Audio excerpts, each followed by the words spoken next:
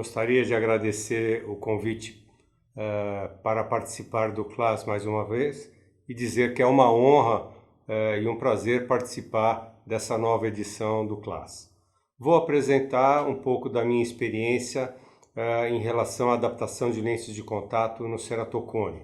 Quais são as estratégias, quais são as opções.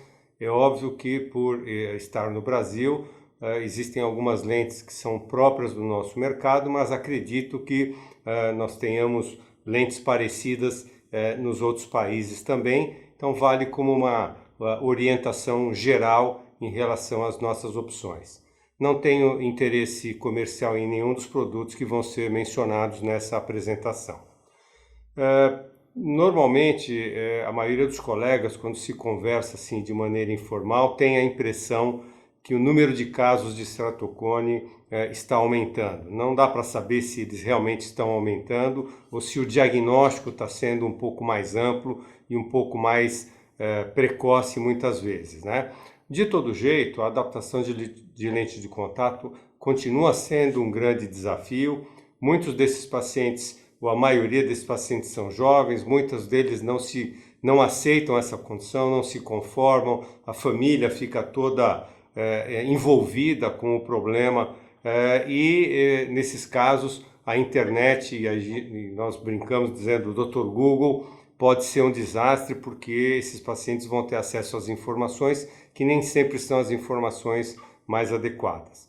Realmente, as incidências que existem na literatura, nós não temos aqui no Brasil uma avaliação da incidência, mas a incidência clássica nos estudos era 1 para 2 mil, 1 para 2 mil pessoas, depois se passou para 1 para 500, hoje tem gente que já fala em 1 para 400.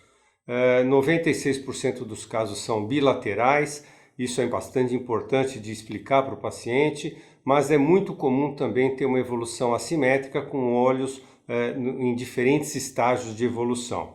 Normalmente começa na puberdade, mas nós temos pacientes começando precocemente na infância, às vezes com 6, 7, 8 anos, e nós sabemos que esses casos, quanto mais precoce o início, pior vai ser a evolução. E obviamente lembrar que existe uma história familiar, uma herança autossômica dominante com expressividade variável, por isso que a gente tem pessoas com alterações sugestivas de ceratocone, alterações topográficas ou paquimétricas sugestivas de ceratocone, mas que não desenvolvem a doença de forma explícita. Então é muito importante o primeiro contato com o paciente.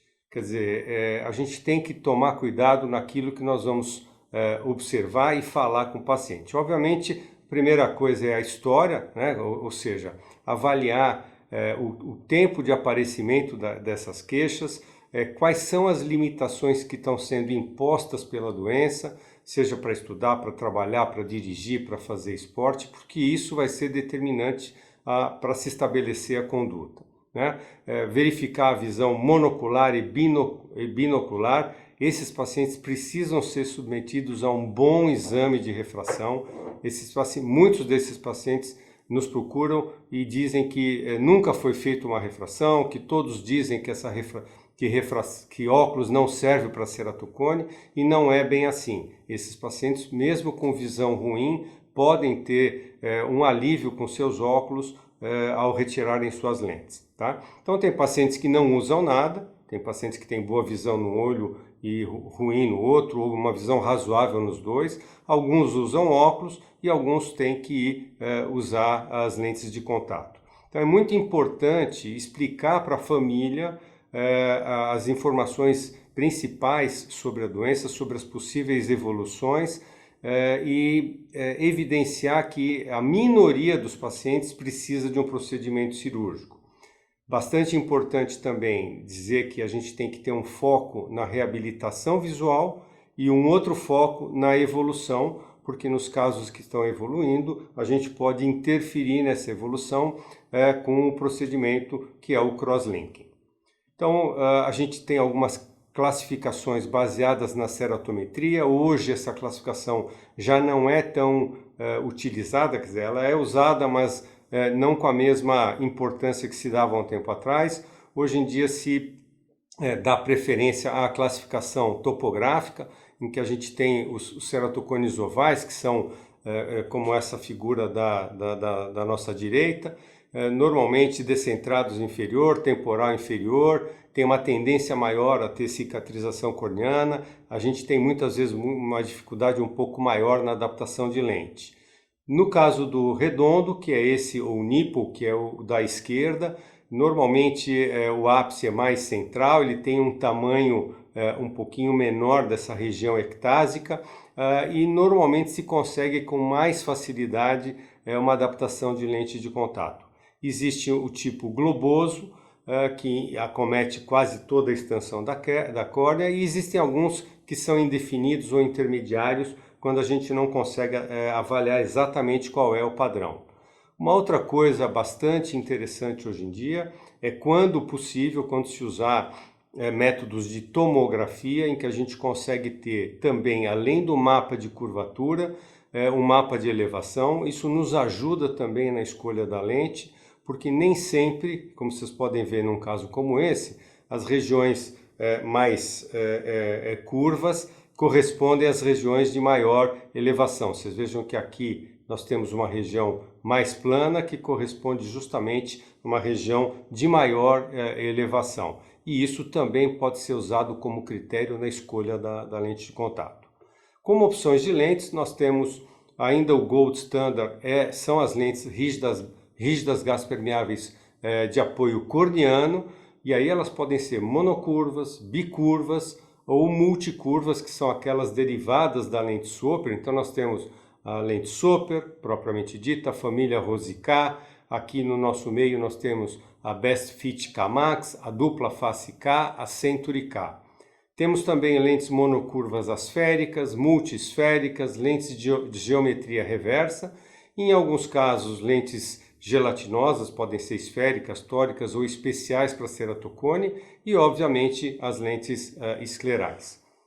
Os princípios básicos da adaptação, o que a gente normalmente sugere é se começar com adaptações mais simples, lentes mais básicas, e mudando o desenho conforme a necessidade, conforme aquilo que se obtém no seu exame inicial com essa lente escolhida.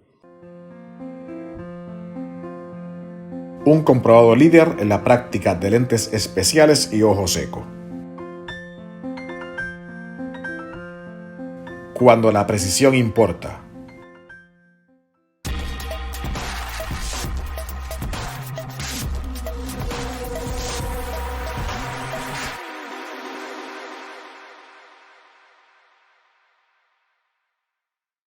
Normalmente, a primeira lente de teste vai depender do grau de evolução, do grau de severidade e também das lentes que você tem disponíveis, né? Normalmente, na nossa primeira opção, são lentes corneanas. Quando possível, usa-se lentes monocurvas, esféricas ou asféricas, levemente mais apertadas, um pouquinho mais planas, ou baseadas na curva K, com um poder compatível com a refração do paciente e um diâmetro médio, mas isso vai depender também das suas caixas de prova, das suas lentes de prova. Algumas lentes podem se usar também como parâmetro a ceratometria a 5 milímetros do centro ou a ceratometria média.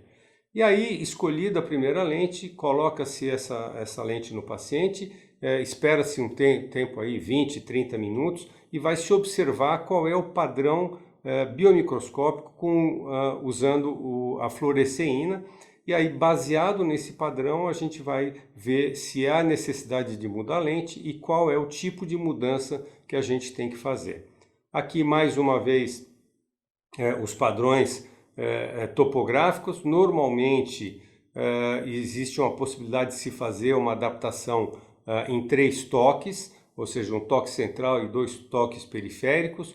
Normalmente, a minha preferência é tentar evitar o toque, ou seja, eu tento ir mudando o desenho da lente até que esse toque não esteja mais presente, ou seja, bastante diminuído e com troca de fluoresceína abaixo da região do toque.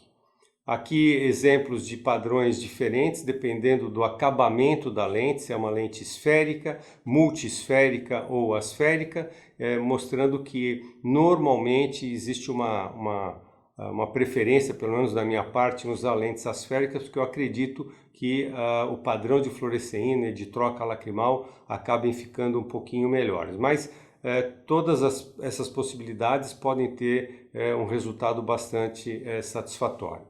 Então aqui alguns exemplos, a gente vê um ceratocone incipiente com uma ectasia inferior e uma curvatura central não muito grande. E a gente vê aqui que com uma lente esférica monocurva, um resultado bastante satisfatório, quase como se não fosse um portador de ceratocone. Esse outro caso também um ceratocone incipiente, com uma curvatura inferior mais elevada, já acometendo um pouquinho o centro. Então aqui a gente vê que foi usado aqui um quarto da diferença ceratométrica. Então foi colocada uma lente de 46 e a lente final foi de 46,5. Vocês vejam que tem uma rarefação no centro, mas que quando o paciente piscava, a gente percebia que existia uma troca de lágrima nessa região, então um padrão bastante satisfatório. Aqui já um ceratocone um pouquinho mais elevado, com curvaturas um pouquinho mais elevadas, acometendo um pouco mais o centro. Nesse caso foi usada uma lente monocurva asférica com um resultado também excelente, ou seja, existem muitos casos que com lentes menos complexas nós conseguimos um excelente resultado. Aqui nós vemos algumas situações, quer dizer, nem sempre a gente vai ter a situação como do paciente acima, em que a gente tem uma boa distribuição de fluoresceína. A gente tem, por exemplo, nesse lado esquerdo, a gente percebe aqui um padrão bastante satisfatório, mas do lado esquerdo a gente percebe que existe um acúmulo central, que a lente não tem periferia, e no da direita a gente percebe um toque central bastante exagerado e também um toque na meia periferia 360 graus, ou seja, a gente pode lidar com situações em que aquela lente escolhida não ficou boa, tá? E aí proceder às mudanças e muitas vezes até mudando o tipo de lente a ser usada. Então, quando é que a gente vai mudar o desenho da lente? Normalmente, quando a gente tenha escolhido um determinado desenho, é importante que a gente esgote esse desenho até mudar para uma outra opção de lente ou para um outro fabricante, né? Então eu tento muitas vezes usar lentes bicurvas ou multicurvas, evitando o toque central. Às vezes a adaptação acaba sendo em 3 toques, mas isso não há problema. Agora, quando a gente chega num padrão como esses que a gente está vendo, ou seja, tem um toque central exagerado, nós vamos mexendo na lente até diminuir esse toque, muitas vezes esse toque fica absolutamente discreto e uma adaptação muito boa. Porém, em muitas situações a gente chega numa situação como essa, como aquela que a gente mostrou anteriormente, em que a gente tem um toque central grande, um toque periférico exagerado, e com isso a gente tem que mudar o desenho. Então vocês vejam que situações como essa, a gente precisa mexer no centro e precisa mexer na periferia. Então nesses casos uma lente bicurva ou multicurva pode ser necessária. A primeira lente bicurva foi a lente desenvolvida por Joseph Soper no final dos anos 60 e que tinha uma curvatura central variável de acordo com as características do ceratocone e uma segunda curva na meia periferia fixa de 45. Isso com certeza aumentou bastante o sucesso nas adaptações, porém a partir deste desenho foram se desenvolvendo outros desenhos baseados nisso. Aqui, por exemplo, Soper Maguire com 3 ou 4 curvas intermediárias sequencialmente mais planas, que também facilitou um pouquinho a adaptação. Lentes como a Ultracone da Ultralentes, que tem um acabamento asférico na superfície anterior e posterior, e que a gente consegue manipular as curvaturas da periferia. Então a gente vê uma mudança bastante grande no padrão de adaptação da lente acima e da lente abaixo, também é uma opção interessante. Obviamente, a família Rosicá também trouxe uma série de opções novas, né? A Rosicá 2, a Rosicá NC, a IC, PG, todas elas com características bastante interessantes, com transições do centro para a periferia bastante boas e que a gente consegue manipular a borda, como a gente vê aqui nessas imagens inferiores. Dependendo da lente, a gente tem 3 níveis ou 5 níveis de possibilidades de borda, além de outros recursos de mudanças específicas, como periferia tórica, como ACT, e isso também trouxe uma vantagem muito grande e possibilitou que a gente conseguisse adaptar uma série de outros pacientes. Aqui uma adaptação de uma lente Rosicá 2, normalmente o fabricante sugere uma leve rarefação na região central. Essas lentes funcionam muito bem para ceratocones tipo nipple, quer dizer, central, e isso facilitou bastante o nosso trabalho.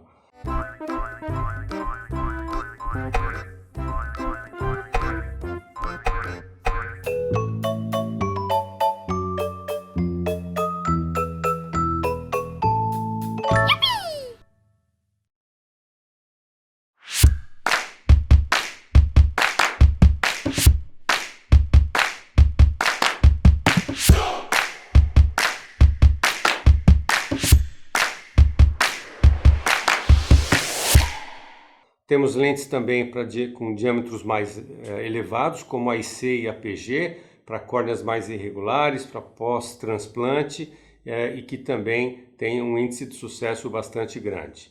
Aqui no nosso meio nós temos uma lente chamada Best Fit K-Max, e que também funciona muito bem para as ectasias centrais e mesmo para algumas ovais também, com uma transição do centro para a periferia também bastante interessante, bastante harmônica.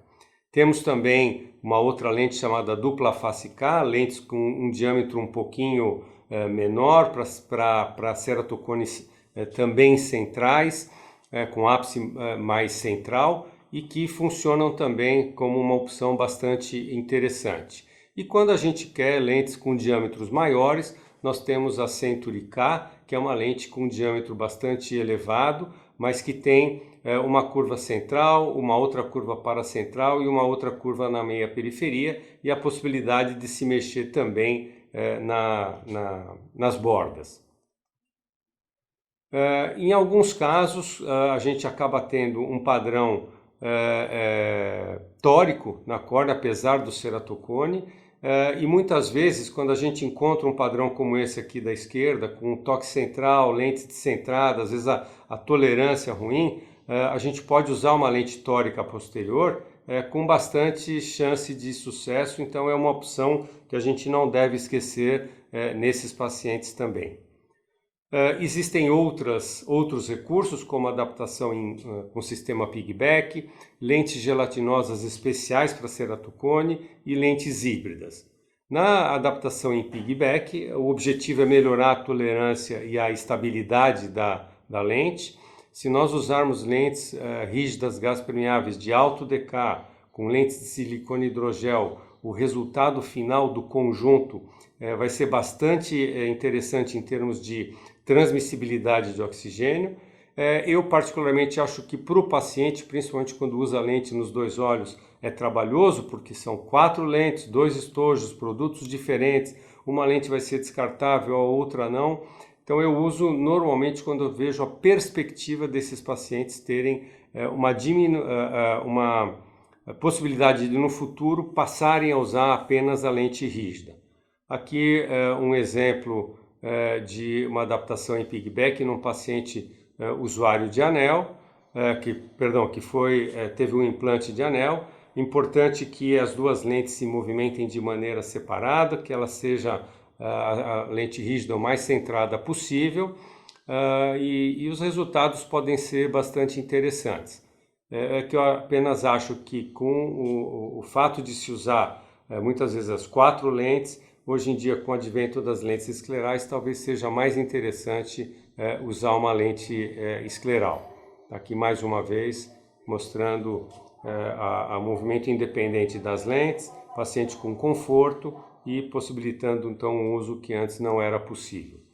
Existem algumas lentes gelatinosas especiais para ceratocone no nosso mercado, mas que perderam um pouquinho a força em função do aparecimento das lentes esclerais. Eram lentes gelatinosas com espessura maior, com a finalidade de obter uma lente lacrimal à semelhança das lentes rígidas esclerais, que possibilitasse uma melhora na visão. Esse aqui é um exemplo de uma dessas lentes, da Perfect Keratoconus. Os resultados eram razoáveis, mas a visão com as lentes esclerais é muito melhor por esse motivo essas lentes hoje são menos utilizadas. Em relação às lentes esclerais, o meu interesse por essas lentes é bastante antigo. Veja que eu já tinha um artigo publicado em 2004, eram lentes feitas de maneira artesanal, por isso a gente acabou não conseguindo usar, e depois, alguns anos atrás, com o aparecimento de novas opções, esse interesse voltou a crescer. É interessante lembrar que essas lentes são lentes que têm uma anatomia um pouquinho diferente. A gente tem uma zona óptica, uma zona limbar, uma zona de apoio escleral. Essas lentes têm que ter um material bastante gás permeável. Muitas vezes o tratamento da superfície com o plasma é também um fator a mais no sucesso dessas lentes, né? A espessura central varia um pouquinho de fabricante para fabricante e de modelo de lente para modelo de lente. Aqui lembrando que um parâmetro bastante importante é a profundidade sagital, quer dizer, seria a distância entre uma linha que passa no plano da borda e uma linha que passa no ápice da lente, e que vai diferenciar uma lente da outra no sentido de que essa lente possa cobrir toda a superfície da córnea sem áreas de toque e sem áreas de compressão. O padrão de adaptação considerado ideal depende também um pouquinho de fabricante para fabricante, varia um pouquinho o tipo de lente, mas basicamente uma altura sagital que permita um filme lacrimal que varia de 100 até 300, 350 micras, dependendo do fabricante, porque há uma expectativa de diminuição durante o uso, que não haja compressão dos vasos, como vocês podem observar, nessa figura aqui à direita em cima, e é bastante importante a avaliação da profundidade sagital em todas as regiões da lente de contato. Obviamente, como essa foto da esquerda em cima, a gente não deve ter um toque central, como essa foto daqui, a gente não deve ter um impingement da borda, assim, uma borda bastante apertada que comprima os vasos, assim como também não devemos ter um blanching, que é essa região esbranquiçada, que na verdade reflete um apoio exagerado da zona áptica, que não é o problema da borda propriamente dito. Então essas situações não devem existir, a gente deve mudar a lente quando isso aparecer. Nós temos algumas opções, né, no nosso mercado, como a Sclera, que era a lente fabricada pela Maxims. Temos a lente escleral da Ultralentes, que é a SSB. Temos a Rosicá XL da família Rosicá. Temos a Zenlens da Alden, hoje Bausch & Lomb, fabricada pela Solótica aqui no Brasil. E temos também algumas lentes para olhos normais, como a Zenlens RC, uma lente com um diâmetro menor, uma espessura menor. A Optimus XC também da Medifacus, em que a gente tem também lentes com diâmetro um pouquinho menor e também com uma espessura menor. A Sclera SG é uma nova geração da Sclera, também uma lente menor e com detalhes bastante interessantes. A lente vem com uma marcação circular em que a gente pode ver a região em que a gente quer fazer determinada alteração. Pode-se fazer, na maioria dessas lentes, alterações por quadrantes, lentes com toricidade anterior. Enfim, a gente teve um grande progresso nessa área. Temos também a Century Algoritmo, da Optolens. Então essas são as opções que nós temos no nosso mercado.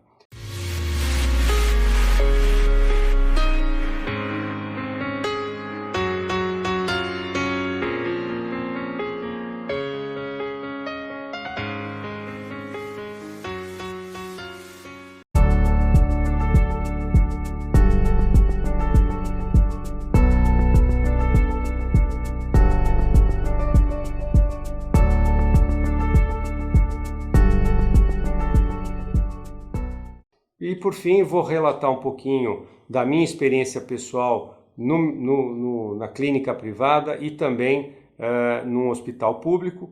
Então eu fiz uma primeira avaliação para apresentar num congresso mundial em 2014, dos últimos 3 anos no meu consultório, lembrando que alguns pacientes são encaminhados para adaptação de lentes de contato, são pacientes que não incluem pacientes que não usam correção ou que usam óculos, e lembrando que eu normalmente procuro buscar um livramento apical sem toque nessa região.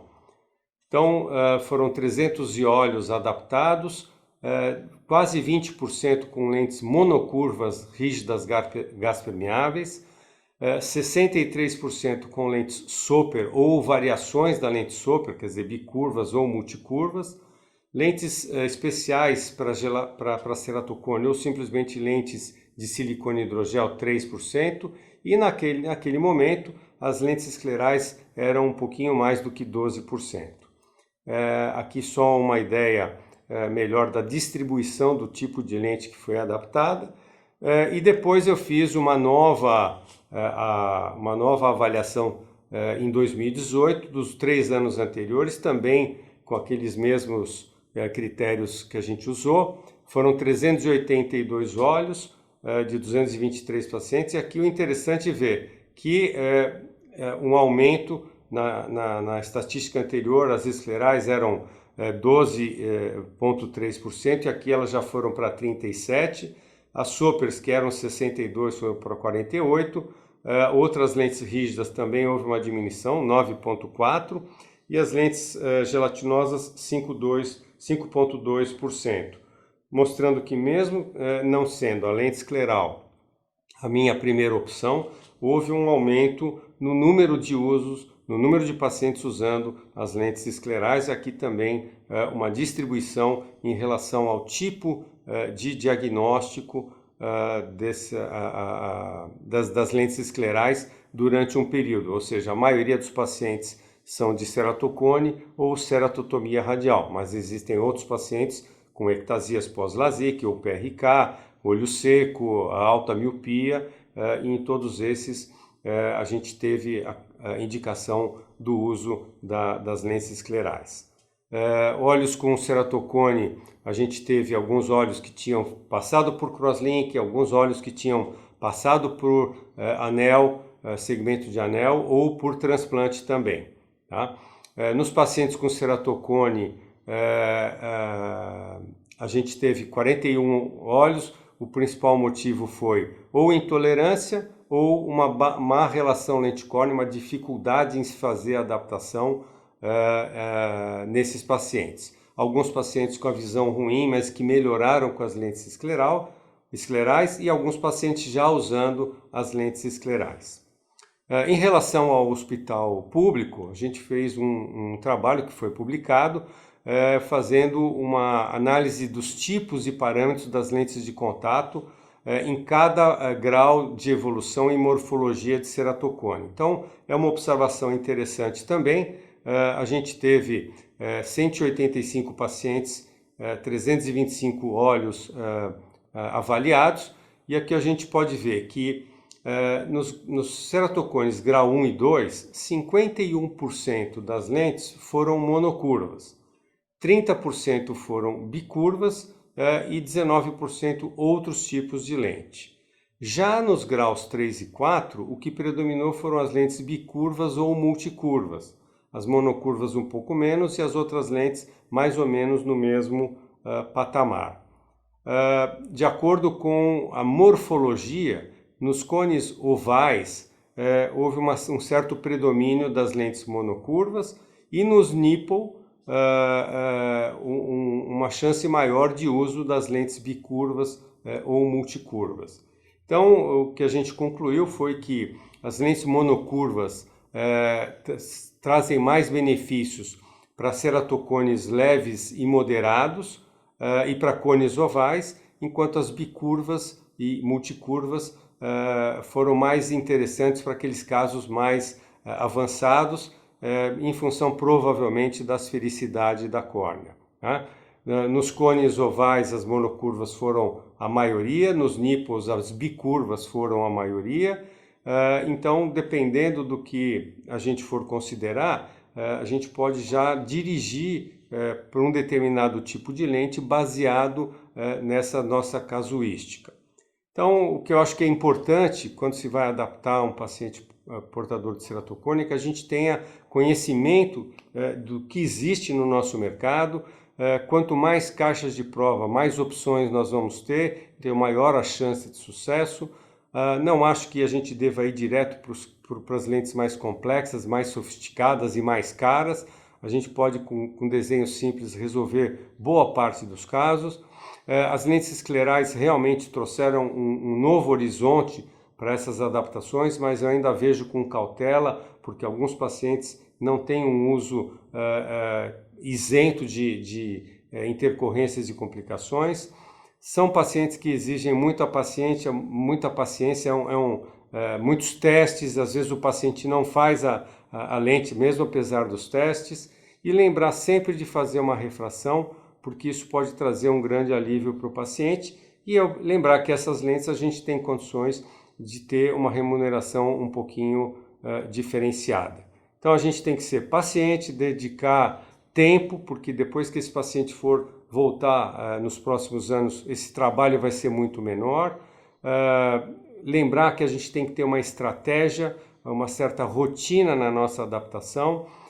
Lembrar que a gente tem que ter várias possibilidades de caixas de prova, não desistir até tentar todas as opções, e lembrar que isso, quando a gente consegue o sucesso, o trabalho todo é recompensado pela satisfação do paciente. Muito obrigado.